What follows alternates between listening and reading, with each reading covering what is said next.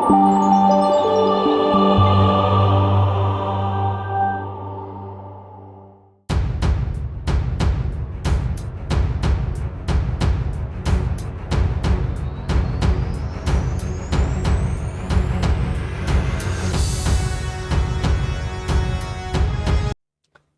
ரகசியம் பார்க்கும் அனைத்து ஆண்மனைய உறவுகளுக்கும் வணக்கம். இன்று நம்ம இந்த காணொலியில் ஒரு முக்கியமான பதிவை பற்றி தெரிஞ்சுக்க வந்திருக்கோம். நம்ம நண்பர் புகழேந்தி கிட்ட கேட்டு தெரிஞ்சுப்போம். வணக்கம் புகழேந்தி. வணக்கம் ஞானவேல். எனக்கு இன்னைக்கு ஒரு முக்கியமான ஒரு சந்தேகம் ஒன்று வந்தது. ரோட்டில் வரும்போது சாலையில் ஒரு ஒரு ஏழ்மையான ஒரு சிறுவன் அப்படியே இருக்காரு. அதே நேரத்தில் எதற்கு ஒரு மிகப்பெரிய செல்வந்தரும் வந்தார். அப்போ தான் எனக்கு தோணுச்சு, ஏன் இந்த உயர்வு தாழ்வு வந்தது, இது எதனால் ஏற்பட்டதுன்னு எனக்கு அப்படியே ரொம்ப ஒரு ஒரு உருக்கமாக ஆயிடுச்சு. என்ன ஒரு காரணம், நம்ம பிறக்கும் போதே எல்லாருமே வசதியாகவே இருக்கலாம்ல, ஏன் அந்த சிறுவன் அப்படி இருக்கணும், ஏன் அவர் மட்டும் ஏன் செல்வந்தராகவே இருக்காரு, எதனால் அந்த ஏற்றத்தாழ்வு வந்தது, இதுக்கு பின்னாடி ஏதாவது ஒரு விஷயம் இருக்கா, இதை யாராவது நடத்துகிறாங்களா, இது என்ன காரணம், அதை பற்றி கொஞ்சம் சொல்லுங்களேன். நல்ல ஒரு அருமையான ஒரு காணொலியை கேட்டிருக்கீங்க ஞானவேல். சிலர் பிறக்கும் போதே வசதியாகவும் சிலர் பிறக்கும் போதே ஏழையாகவும் ஏன் பிறக்கிறார்கள், இந்த பேதம்லாம் நமக்கு எதனால நடக்குதுன்னு கேக்குறீங்க. அதேதான், சரிங்களா? இந்த பேதத்தை எல்லாம் நமக்கு யார் கொடுக்கிறார்கள், நமக்கு இதையெல்லாம் எப்படி நடக்கிறது என்பதையும் நாம முதல்ல நல்லா தெளிவா தெரிஞ்சுக்கணும். இப்ப ஜீவர்களாகிய நாம் நம்முடைய சுதந்திரத்தாலேயே, நம்முடைய விருப்பத்தாலேயே, நம்முடைய தேக போக சுதந்திரத்தையும் நமது இன்ப துன்பத்தையும் நம்மாலேயே நாம தேர்வு செய்ய முடியும்னு இருக்குன்னு வச்சுக்க. தேக போக சுதந்திரத்தை நம்மாலேயே தேர்வு செய்ய முடியும்னா நாம முதல்ல என்ன பண்ணிருப்போம்னா, நம் எல்லோரும் மிக அழகான உடலையே முதலில் தேர்வு செய்திருப்போம். சரிங்களா? தாய் தந்தை அறிவாளிகளாகவும் தொழில் அதிபர்களாகவும் அரசியல்வாதிகளாகவும் அரசு அதிகாரிகளாகவும் இருக்கும் வீட்டில் நாம பிறந்திருப்போம். நிச்சயமா, கண்டிப்பா. சரிங்களா? அதுக்கு மேல மிகப்பெரிய விவசாய நிலம் இருக்கும் வீட்டிலும் மிகப்பெரிய தொழிலதிபர்கள் இருக்கும் வீட்டிலும் மகனாகவும் மகளாகவும் பிறந்திருப்போம். நமக்கு நமது தேக போகங்களை நமது விருப்பத்தாலே அடைகிறோம் என்றால் நாம எல்லாரும் இப்படிதான் அடைஞ்சிருப்போம். ஆமா, முதல்ல நம்ம அப்பா அம்மா மிகப்பெரிய அறிவாளியா இருக்கணும், அரசு அதிகாரிகளா இருக்கணும், இல்ல அரசியல்வாதிகளா இருக்கணும், இல்ல பெரிய செல்வந்தர்களாக இருக்கணும், இல்ல மிகப்பெரிய விவசாய நிலம் இருக்கணும். இந்த மாதிரி இடத்துல தான் நம்ம பிறக்க நம்ம விருப்பப்பட்டு இருப்போம். நம்மளுடைய சுதந்திரத்தால் நம்மளுடைய விருப்பத்தால் நாம் பிறக்க முடியும்னா நம்ம இப்படிதான் தேர்வு செஞ்சிருப்போம். உணவு, வீடு, மனை, நிலம், நீர், கார் போன்ற சுகங்கள் வேண்டாம் என்று நாம் துன்பப்படும் இடத்தில் ஒருபோதும் பிறக்க மாட்டோம். அப்படின்னு நீங்க பிறப்பீங்களா? இல்ல நான் பிறப்பனா? நம்மளுக்கு சுகமா இருக்கிற இடத்துல தான் நம்மளுக்கு பிறக்கணும்னு தோணும். சரிங்களா?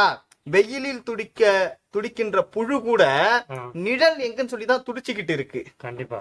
அதுபோல் சிலர் பழுதற்ற அங்கம் உள்ளவர்களாகவும் சிலர் சுகங்களை மட்டுமே அனுபவிக்கின்றவர்களாகவும் சிலர் பழுதுள்ள அங்கம் உள்ளவர்களாகவும் சிலர் துன்பத்தை மட்டுமே அனுபவிக்கின்றவர்களாகவும் இருக்கின்றார்கள். கண்டிப்பா. அதனால் ஜீவர்களாகிய நாம் நம்முடைய சுதந்திரத்தாலையும் நம்மளுடைய விருப்பத்தாலையும் நமது தேக போக சுதந்திரங்களையும் நமது இன்ப துன்பங்களையும் நம்மால் தேர்வு செய்ய முடியாது என்ற உண்மையை நாம் தெரிந்து கொள்ள வேண்டும். சரிங்களா? நம்ம ஒரு நல்ல நிலைமையில இருக்கலாமே. இதனால்தானே இந்த ஆமா, அப்படி அல்ல. சில பேர் சொல்லுவாங்க, அப்படி அல்ல, ஒருவர் ஏழையாகவும் ஒருவர் செல்வந்தராகவும் இருக்க வேண்டிய அது இயற்கை. ஒருத்தன் ஏழையா இருக்கணும், ஒருத்தன் பணக்காரனா இருக்கணும், இயற்கையின் நியதிப்பான்னு சொல்றாங்கல்ல, அது இயற்கை நியதின்னு சொல்லிட்டு சில பேர் சொல்லிட்டு கடந்து போவாங்க. இயற்கை என்பது எப்பொழுதும் ஒரு தன்மையாகவே இருக்கும். ஏழை செல்வந்தனாக மாறுகிறான், செல்வந்தன் ஏழையாக மாறுகிறான். அதனால் இது இயற்கையும் அல்ல. அப்புறம் ஒருவேளை என்ன நினைப்பாங்கன்னா இது இயற்கையும் கிடையாது, நம்மாலையும் நம்மளோட சுதந்திரத்தை நம்மளால எடுக்கவும் முடியல, நம்ம சுதந்திரத்தால நம்ம தேக போகங்களை அடைய முடியல, இயற்கையும் இப்படி செய்யல, ஒருவேளை கடவுள் தான் இப்படி செய்யறாரோ? நீ பிறக்கும் போது ஏழையா போற, நீ பணக்காரனா போறன்னு, நீ இன்பத்தை மட்டுமே நீ அனுபவி, நீ துன்பத்தை மட்டுமே அனுபவின்னு கடவுள் தான் இந்த சிஸ்டத்தை வந்து இப்படி வச்சிருக்காரான்னு கேட்டா அப்படி கிடையாது. கடவுள் என்பவர் கருணையும் நீதியையும் உடையவர் ஆதலால் எல்லா உயிர்களுக்கும் தந்தை இறைவன் தான். அவன் தன்னுடைய பிள்ளைகள் எல்லோரும் ஒரு தன்மையாகிய சுகத்தையே அடைய வேண்டும் என்று இறைவன் விரும்புவார். அதனால் இது கடவுளுடைய இச்சையும் கிடையாது, கடவுளின் இச்சையும் கிடையாது, நாமளும் கிடையாது, இயற்கையும் கிடையாது, செயற்கையும் கிடையாது. ஆமா அதுதான். இதை தெரிந்து கொள்ளும் முன்பு அனாதியில் நடந்த சில விஷயங்களையும் நாம தெரிஞ்சுக்கணும். சரிங்களா? கடவுள் அருளால் சிருஷ்டித்த முதல் சிருஷ்டியில் தமது இயற்கை இன்பத்தை அனுபவிக்கும்படி விதித்த விதிகளை பழமையாகிய மல வாசனையால் முயற்சி தவறினபடியால் அந்த அனாதி மல வாசனையின் முயற்சி பேதங்களால் பின் பல தேக போகங்கள் இரண்டாவது சிருஷ்டியில் நேரிட்டது என்றும் பிரமாணித்து அறிய வேண்டும் என்கிறார் நம் வள்ளல் பெருமானார். சரிங்களா? சில பேர் சொல்லுவாங்க இறப்பும் பிறப்பும் ஒரு முறைதான், ஒரு தடவை நாம பிறந்து இறந்துட்டோம்னா இனிமேல் பிறக்கவே மாட்டோம், அதனால கடவுள் கொடுத்த வாழ்க்கையை நினைச்ச போல வாழு, வாழ்க்கை என்பது ஒரே ஒரு முறைதான், அதனால நினைச்ச மாரி வாழு, இதுதான் உனக்கு சொர்க்கம், நீ தேர்வு செய்யறதுதான் சொல்லி சில மாரி வந்து அவங்களுக்கு தோன்றத ஒரு தான் தோன்றித்தனமா ஒரு சில விஷயத்தெல்லாம் பேசுவாங்க. அப்படி அவர்கள் சொல்வதை போலவே நம்ம வைத்துக் கொள்வோம். ஒரே ஒரு முறைதான் நமக்கு பிறப்பு இறப்பு என்பதுன்னு வச்சுக்கோ. அவங்க சொல்ற மாதிரியே முதல் படைப்பு தொடங்கி இன்று வரை அழிந்து போன உடலுக்கு அளவே கிடையாது. இப்ப முதல்ல வந்து நம்ம படைக்கப்பட்ட காலத்துல இருந்து இன்று வரைக்கும் இறந்து போனவங்க அளவே கிடையாது. ஆமா, ஒரு நாளைக்கு ஒருத்தங்க இறந்துகிட்டு தானே இருக்காங்க. அப்படி இறந்து போனவங்க அளவே கிடையாது. அப்படியே இறந்து போன ஆன்மாக்களுக்கும் அளவே கிடையாது. அந்த உடலுக்குள்ளதான் ஆன்மா இருக்கு. அப்ப உலக படைப்பு தொடங்கி இன்று வரைக்கும் இறந்து போனவங்களுக்கு அளவே கிடையாது. அப்படி அந்த இறந்து போன உடலில் உள்ள ஆன்மாக்களுக்கும் அளவே கிடையாது. சரிங்களா? இனிமேல் ஆன்மாக்கள் அப்படி இறந்து போனவங்க திரும்பவும் பிறக்காம இருக்கணும். ஆனா தினந்தோறும் பிறந்துகிட்டு தான் இருக்காங்க. கண்டிப்பா சில ஜீவராசியில் பிறந்துகிட்டு தான் இருக்காங்க.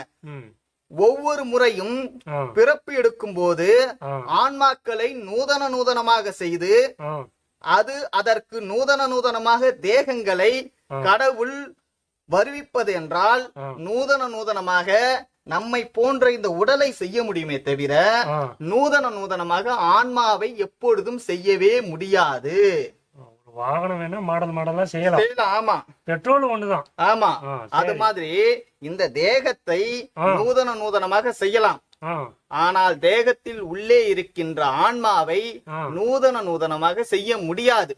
ஏனென்றால் ஆன்மா என்பது சர்வ சக்தியை உடைய கடவுளுக்கு நிகரானது. அது ஆக்கவோ அழிக்கவோ அந்த கடவுளாலும் முடியாது. ஏன் எப்படின்னு கேட்டா ஆன்மாவுக்கு இவ்வளவு பவர்னு கேட்டீங்கன்னா ஆன்மா என்பது எக்காலத்தும் உள்ளதாய் இருக்கும். அது எப்படி எக்காலத்தும் உள்ளதாய் இருக்கும் கேட்டீங்கன்னா ஆன்மாக்கள் ஒரு மண் குடத்தை போல் செய்யப்படுமானால் சுக துக்கங்களை ஆன்மா அனுபவிக்காது. ஆன்மாக்கள் புண்ணிய பாவங்களை அடையாது. குடம் அழிவது போல் அந்த மண் குடம் அழிவது போல் ஆன்மாவும் அழிந்து விட வேண்டும். அப்படி அழியுமானால் பந்த முத்திகளும் இல்லை, பாவ புண்ணியங்களும் இல்லை. அதனால் மண் குடம் உடையும் போது அந்த குடத்தில் இருக்கின்ற காற்றும் ஆகாயமும் உடையாமல் எப்படி இருக்கிறதோ அதுபோல் இந்த தேகம் அழியும் போது தேகத்தில் இருக்கின்ற ஆன்ம விளக்கமும் கடவுள் விளக்கமும் அழியாது என்றும் ஆன்மாக்கள் முயற்சி பேதத்தால் தேக போகங்களை அடைவது உண்மை என்றும் இந்த மண் குடத்தின் யுத்தியினால் நீங்கள் அறிந்து கொள்ளுங்கள் என்று வள்ளல் பெருமான் நமக்கு கற்பிக்கிறாங்க. சரிங்களா? மேலும் ஒரு தாய் தந்தைக்கு ஒரு காலத்தில் இரட்டை பிள்ளைகள் பிறக்கின்றன. அவற்றுள் ஒரு பிள்ளை சிவத்தது, ஒரு பிள்ளை கருத்தது. ஒரு பிள்ளை அழகாக இருக்கிறது, ஒரு பிள்ளை அழகு இல்லாமல் இருக்கிறது. ஒரு பிள்ளை பால் குடிக்கிறது, ஒரு பிள்ளை பால் குடிக்காமல் இருக்கிறது. ஒரு பிள்ளை வியாதியாக இருக்கின்றது, ஒரு பிள்ளை வியாதி இல்லாமல் இருக்கின்றது, ஒரு பிள்ளை 2 வயதில் பேசுகின்றது, ஒரு பிள்ளை பேச தெரியாமல் இருக்கின்றது. இந்த இரட்டை பிள்ளைகளுக்கும் இந்த பேதம் இவ்விடத்தில் யாதொரு ஏதுக்களும் இல்லாமல் வந்ததை ஊன்றி விசாரித்து பார்த்தால் முற்பிறவியில் இவர்கள் செய்த பாவ புண்ணியம்தான் காரணம் என்று அறிந்து கொள்ள வேண்டும். இந்த பேதம் ஏன் வருதுன்னு இப்ப வள்ளல் பெருமானை விட்டுட்டு நமக்கு உலக பொதுமறை தந்த திருவள்ளுவ பெருந்தகையும் நமக்கு சொல்றாங்க. சொல்லுங்க. ஒருவன் ஏன் பிறக்கும் போதே ஏழையாக இருக்கான், சில பிறக்கும் போதே வசதியாக இருக்கான்னு கேட்கும் திருவள்ளுவர் சொல்றாங்க, அறத்தாறு இதுவென வேண்டா சிவிகை பொறுத்தானோடு ஊர்ந்தான் இடை. தர்மத்தின் பயனையும் அறத்தின் பயனையும் உங்களுக்கு சொல்லி புரிய வைக்க வேண்டியது இல்லை. பல்லக்கு இருக்கு பாத்தீங்களா, அந்த பல்லக்கில் அமர்ந்து இருப்பவனும் மனிதன்தான், அந்த பல்லக்கை தோளில் சுமப்பவனும் மனிதன்தான். அப்ப பல்லக்கில் அமர்ந்து செல்பவன் அறம் செய்தவன் என்றும், பல்லக்கை தோளில் தூக்கி செல்பவன் அறம் செய்யாதவன் என்று பொருள் என்று திருவள்ளுவர் சொல்றாங்க. அறத்தாறு இதுவென வேண்டா சிவிகை பொறுத்தானோடு ஊர்ந்தான் இடைன்னு சொல்றாங்க. மேலும் பெருமைக்கும் ஏனை சிறுமைக்கும் தத்தம் கருமமே கட்டளைக்கள். ஒருவன் பெருமையாக வாழ்கிறான் என்பதும் ஒருவன் சிறுமையாக வாழ்கிறான் என்பதும் அவன் செய்த அந்த கருமாதான் காரணம் என்று திருவள்ளுவர் சொல்றாங்க. மேலும் நம்ம பெரியவங்க பல இடத்துல சொல்றாங்க, தீதும் நன்றும் பிறதர வாராதுன்றாங்க, முற்பகல் செய்யணும் தனக்கென்ன தானே விளையும் பல இடத்துல பேசுறாங்க. அதையும் தாண்டி சில பேர் இப்ப திருவள்ளுவர் சொல்றாரு, அப்ப மத்த பெரியவங்க சொல்றாங்க, வள்ளலார் சொல்றாங்க, இவங்க எல்லாம் சொல்றாங்கிறதுக்காக நான்லாம் எப்படி போன பிறவியில நான் பாவ புண்ணியம் செஞ்சுட்டு நான் ஏத்துக்க முடியுமா, அதுக்கெல்லாம் என்ன ஆதாரம் இருக்குன்னு அப்படின்னு கேக்குறாங்க. இப்படியெல்லாம் நாம ஒரு சில நேரத்துல குருட்டுத்தனமா ஒரு கேள்வியை கேட்பன்றதுக்காக தான் வள்ளல் பெருமான் அப்பொழுதே ஜீவகாரணி ஒழுக்கத்தில் இதற்கான விடைகள் எல்லாம் மிக அழகாக தந்திருக்காங்க. ஐயா சொல்றாங்க, ஒரு வீட்டில் வாடகை கொடுத்து குடித்தனம் செய்ய வந்த ஒரு மனிதன் அதற்கு முன்னும் வேறொரு வீட்டில் வாடகை கொடுத்து குடித்தனம் செய்திருந்தான் அல்லது வீடு இல்லாமல் குடித்தனம் செய்ய மாட்டான் என்றும், இப்போதும் இந்த வீட்டிலும் கலகம் நேரிட்டால் பின்னும் வேறொரு வீட்டில் குடி போவான் என்று அறிவது போல் இந்த உடலில் ஆகாரம் என்னும், அதாவது உணவு என்னும் கூலி கொடுத்து குடியிருக்க வந்த ஜீவன் இதற்கு முன்னும் அந்த ஆகார கூலியை கொடுத்து உயிர் வாழ்ந்தான் அல்லது தேகம் இல்லாமல் உயிர் வாழ மாட்டான் என்றும், இந்த தேகத்திலும் கலகம் நேரிட்டால் பின்னும் ஒரு தேகத்தில் குடி போவான் என்று அறிய வேண்டும் சொல்றாரு. இப்ப புரியுற மாதிரி சொல்லலாம். என்ன சொல்றாருன்னா, இன்னைக்கு ஒரு வாடகை வீட்டுல ஒருத்தன் குடி இருக்கானா, இதற்கு முன்னாடி வாடகை வீட்டுல குடி இருந்திருப்பான், கண்டிப்பா வீடு இல்லாம கொடுத்து நம்ம பண்ண முடியாது. அது மாதிரி இந்த உடலை நாம இருக்கோம்னா நாம உணவு என்ற கூலியை கொடுத்து நம்ம இருக்கிறோம். அப்ப இங்க இருக்கிறோம்னா இதுக்கு முன்னாடியே நம்ம உணவு என்ற கூலியை கொடுத்து இருப்போம். இப்ப இருக்கிற வீட்லயும் நோயினால, அதாவது இந்த உடல்ல நோயினாலேயோ மற்றனாலேயோ நம்மளுக்கு கலகம் நேரிட்டு இறந்துட்டுனா திரும்ப இன்னொரு வீட்டுக்கும் குடி போவான் என்பதை இது மூலமா நீங்க அறிஞ்சுக்குங்கன்னு வள்ளல் பெருமான் நமக்கு சொல்றாங்க. அதனால் முன்னும் பின்னும் ஜீவர்களுக்கு தேகங்கள் நேரிடும் என்பதை அறிந்து கொள்ள வேண்டும் சொல்றாரு. சரி, சில பேர் சொல்லுவாங்க, இப்ப ஏத்துக்கிட்டு முன்தேகம் உண்டு முற்பிறவி உண்டு என்பதை நான் ஏத்துக்கிறேன். ஆனால் முற்பிறவியில் செய்த இந்த பாவ புண்ணியம்தான் இந்த பிறவியிலும் வரும் என்பது எப்படி நான் ஒத்துக்க முடியும் அப்படின்னு கேட்கும் போது, இதற்கும் வள்ளல் பெருமான் ஜீவகாரணி ஒழுக்கத்தை சொல்றாங்க. அதுக்குதான் நம்ம ஜீவகாரணி ஒழுக்கத்தை நம்ம எல்லோரும் படிக்கணும் சொல்றது. சரிங்க. வள்ளல் பெருமான் சொல்றாங்க, கணவன் மனைவி ஒரு வீட்டில் குடித்தனம் செய்து கொண்டு இருக்காங்களாம். அந்த நேரத்தில் கணவனுடைய சொல்படி மனைவி நடக்கவில்லை. கணவன் பணிக்கு சென்றதும் மனைவியானவள் துன்மார்க்கர்களை, அதாவது கெட்ட மனிதர்களை வரவழைத்து மனைவி அவர்களோடு பழகிறாள். இதை கண்டுகொண்ட கணவன் என்ன பண்றாருன்னு கேட்டா, இது சரியில்லைன்னு சொல்லிட்டு பல மைல் தாண்டி தன்னுடைய மனைவியை வேறொரு வீட்டுக்கு குடித்தனம் அமர்த்துகிறார். அமர்த்திட்ட பிறகு கணவன் மீண்டும் பணிக்கு செல்கிறார். பணிக்கு சென்ற பிறகு மனைவியானவள் அந்த துன்மார்க்கர்களை வரவழைத்து அந்த வீட்டிலும் பழக்கம் செய்கிறார். ஓகேவா? அதுபோல ஒரு ஜீவன் முன் குடியிருந்த தேகத்தில் கடவுள் கட்டளைப்படி நடவாமல் துன்மார்க்கத்தில் பாவ கருமங்களை விரும்பி செய்திருந்தான். ஆனால் அந்த ஜீவன் வேறொரு தேகத்தில் வந்த போதும் அந்த பாவ கருமங்கள் இப்போது வந்த தேகத்திலும் அந்த ஜீவனை சேரும் என்று அறிய வேண்டும். அதனால் ஜீவனுக்கு முன்னும் பின்னும் தேகங்கள் நேரிடும் என்பதும் பாவ புண்ணியங்கள் நேரிடும் என்பது அறிய வேண்டும் அப்படின்னு பெருமான் நமக்கு சொல்றாங்க. இதையும் தாண்டி முக்கியமா நாம இந்த பாவ புண்ணியத்தையும் தாண்டி நாம இப்ப பயங்கரமா துன்பப்படுறதுக்கு காரணம் என்னன்னு கேட்கும்போது பெருமானார் சொல்றாங்க, சக உயிர்களுக்கு செய்த ஜீவ இம்சையே நமது துன்பம் அனைத்திற்கும் காரணம் சொல்றாங்க. முற்பிறவியில் உயிர் இரக்கத்தை விரும்பாமல் கடின மனம் உள்ளவர்களாய் மற்றைய உயிர்களுக்கு இம்சை செய்து வாழ்ந்ததினால்தான் இந்த பிறவியில் மன அமைதி இல்லாமலும் பல்வேறு வகை நோய்களாலும் பல்வேறு வகை காரிய தடைகளாலும் இல்லற வாழ்வில் நிம்மதியற்றும் சந்ததி விருத்தி இல்லாமலும் இன்னும் பல வகை துன்பங்களால் கலங்கி கலங்கி வருந்துவதெல்லாம் நாம் மற்றைய உயிர்களிடத்து சிறிதும் இரக்கம் இல்லாமல் செய்த ஜீவ இம்சையே ஆகும் சொல்றாங்க. இப்ப இதையெல்லாம் நம்ம நீக்கிக்கிறதுக்கு வேற வழியே இல்லையா? இன்னாதான் எப்படி நம்ம அறியாமையினால சில உயிர்களுக்கு இம்சை செஞ்சிட்டோம், அதனால இந்த பிறவியில மன அமைதி கிடையாது, இல்லற வாழ்க்கையில நிம்மதி கிடையாது, குழந்தைகள் இல்லாம போகுது, பணி நிமித்தத்துல எது நடக்கல, திருமணம் ஆக மாட்டுது, பல்வேறு வகை துன்பத்துல வேலை கிடைக்க மாட்டுது, பல்வேறு வகை துன்பத்துல நம்ம கலங்கி வருந்துறோம் இல்லைங்களா?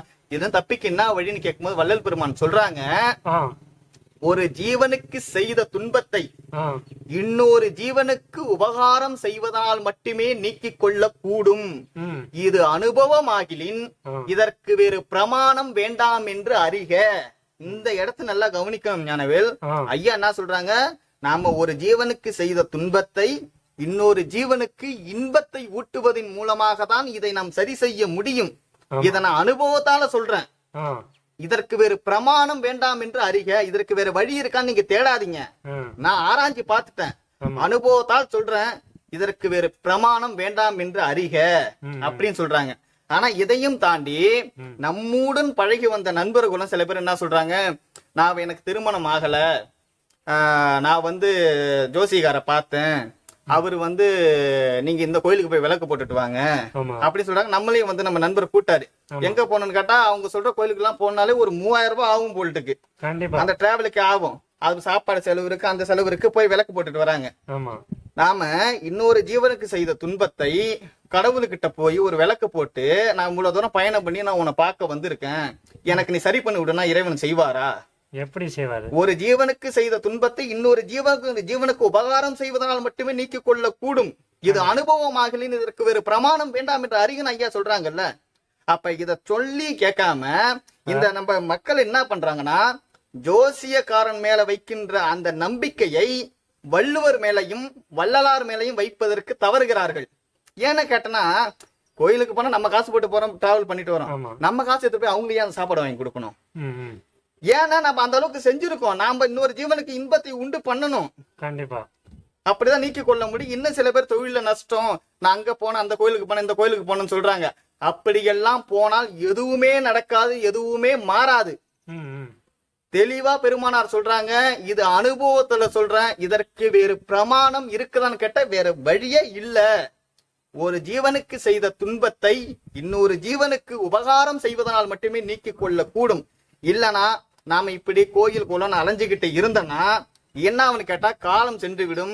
இந்த வறுமையிலும் இந்த பேதத்திலும் இருந்து இப்படியே காலத்தை கழித்து வீணில் மாண்டு விடுவோம். நமக்கு இந்த பேதங்கள் மாறி நமக்கிட்டையும் செல்வங்கள் வரணும், பொருளாதாரத்துல உயரணும், அறிவுல சிறந்து விளங்கணும்னா நாம் புலால் உணவை மறுத்து உயிர் இரக்கத்துடன் மற்ற ஜீவர்களுக்கு உபகாரம் செய்தாக வேண்டும். அப்பொழுதுதான் நாம் மூட்டை கணக்கில் சேர்த்து வைத்திருக்கின்ற கருமாக்கள் கொஞ்சம் கொஞ்சமாக கரையும். அப்படி இல்லைன்னா கரையாது. சிலர் இதையும் தாண்டி சில பேர் ரொம்ப துன்பப்படுறாங்களே, கடுமையான துன்பப்படுறாங்களே, ரொம்ப நல்லவங்களா. இதெல்லாம் என்ன காரணம்னு கேட்டா, பெருமானார் சொல்றாங்க, முற்பிறப்பில் உயிர் இரக்கத்தை விரும்பாமல் பிற உயிர்களுக்கு கொடுமை செய்த ஜீவர்களை கடவுள் இந்த பிறப்பில் பசி, தாகம், பயம், இச்சை, எளிமை, பயம், கொலை போன்றவற்றால் துக்கப்பட செய்கிறார் என்று அறிந்து கொள்ள வேண்டும் சொல்றாங்க. அதனால இது வள்ளுவர் சொன்னதையும் வள்ளலார் சொன்னதையும் ஏற்றுக்கொண்டு இந்த பேதங்களில் இருக்கின்றவர்கள் இதிலிருந்து வெளிவர முயற்சிக்கணும்னு நினைக்கிறவங்க, இதுல இருந்து வெளியே வந்தா போதும் நினைக்கிறவங்க வீண் சடங்குகளையும் வீண் டம்பங்களையும் விட்டுட்டு உயிரிறக்கத்தோடு பிற உயிர்களுக்கு இன்பத்தை நாம உண்டு பண்ணணும்னு கேட்டீங்கன்னா இதுல இருந்து நமக்கு கொஞ்சம் அழுத்தம் என்று வெளியே வரலாம். இல்லனா நாம இத காரணமா வச்சு ஜோசிகாரங்க சொன்னாங்க, அவங்க சொன்னாங்க, இந்த கோயில்ல போய் எனக்கு இத்தனை விளக்கு போட்டா போதும், இந்த அமாவாசை நேரத்துல கிருத்திகை நேரத்துல போய் விளக்கு போட்டா நான் செஞ்ச இதெல்லாம் போகும்னு கேட்டா சத்தியமாக போகாது. வள்ளல் பெருமான் சொல்றாங்க, இது அனுபவமாகிலின் இதற்கு வேறு பிரமாணம் வேண்டாம் என்று அறிகின்றாங்க. பெருமானார் மரணமில்லா பெருவாழ்வை அடைந்தவர். அவர் நமக்காக இறங்கி இந்த அளவுக்குலாம் அவர் சொல்லணும்னு அவசியம் கிடையாது. இருந்தாலும் நாம இந்த துன்பத்தெல்லாம் ஏன் அடைகிறேன்னு சொல்லி நம்ம மேல இயற்கையாகவே அந்த கருணையை வச்சு இரக்கத்தை வச்சு நமக்கு சொல்லியிருக்காங்க. அதனால் இதை பின்பற்றி தங்கள் பேதங்களை நீக்கிக் கொள்வது அவர்களுடைய சுதந்திரத்தை பொறுத்தது. அதுல கூட அவர் சுதந்திரமா தான் சொல்றாரு, அனுபவமாகலின் வேறு பிரமாணம் உண்டேனே அறிஞ்சுங்க. ஆமா, ஒருவேளை அனுபவம் ஆகவில்லை என்றால் வேற ஏதாவது நீங்க சொல்லுங்க. ஆமா, ஐயா தான் சொல்றாரு, இதுக்குதான் வேற வழியே இல்லன்னு சொல்றாரு. வேறு பிரமாணம் உண்டேனே அறிக, நீங்க அறிஞ்சு சொல்லுங்க. ஆமா, ஐயா என்ன சொல்றாங்க, நான் அனுபவத்தால அறிஞ்சு பாத்துட்டேன். அப்படி இருந்தா ஏன் உங்களை நான் பிற உயிருக்கு உதவி செய்ய சொல்ல போறேன்? அப்படி இருந்தா நான் உங்களுக்கு வேற வழியை நான் காட்டுவேனாச்சு. அப்படி வேற வழியே இல்லைன்றாரு. அதனால் இத பிறக்கும் போதே சிலர் ஏழையாகவும் சிலர் வசதியாகவும் ஏன் பிறக்கிறார்கள், இந்த பேதங்கள் ஏன் நிகழ்து எல்லாத்தையும் நம்ம பார்த்தோம். இந்த செய்தியை பார்த்து மகிழ்ந்த நமது ஆண்மநேய உறவுகள் அனைவருக்கும் எங்களது மனமார்ந்த நன்றியை தெரிவித்துக் கொள்கிறோம். தற்போது ஞானவேல் அவர்கள் உங்கள் அனைவருக்கும் தீபாவளி திருநாள் நல்வாழ்த்துக்களை தெரிவிப்பார். வணக்கம். இன்று இன்னும் சில தினங்கள்ல தீபாவளி திருநாள் வருது.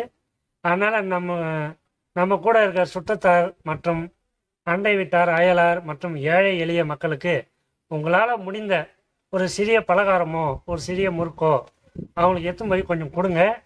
மேலும் நம்ம அனைவரையும் மகிழ்ச்சியாக வச்சுக்கிங்க. இந்த பட்டாசு வெடிக்கும் போது உயிர்களுக்கு துன்பம் இல்லாமல், பட்டாசு வெடிக்கும் போது மரக்கொட்டை வரும். இந்த மழை நாள்னால மரக்கொட்டை வரும்.